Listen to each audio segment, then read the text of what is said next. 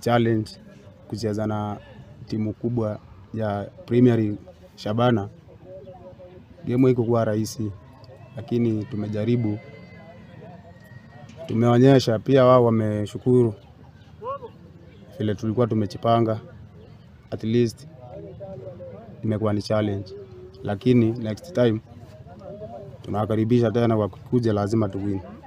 Kwa majina naitwa Walter, secretary wa Mayaka FC. Tumefurahia kukutana na Shabana. Wito wao tumewaitika, tumekubali. Tumecheza game nzuri. Ile kitu tu wametuambia ni tuongeza mazoezi kidogo. Hiyo tunaendelea kuongeza, tunajua kuanzia Tuesday tunalisoma mazoezi yetu. Tuta improve mahali wametuambia. Tukiongojea game yetu ya weekend tuko na Getuli. Hiyo ndio game tunaamua tunacheza nayo. Game yetu ya mwisho ya kujua kama tunaendelea tunamaliza ligi aje. Lakini sisi tuko sure whatever tumetrain na Shabana leo tutaapply kwa hiyo game na tutaweza.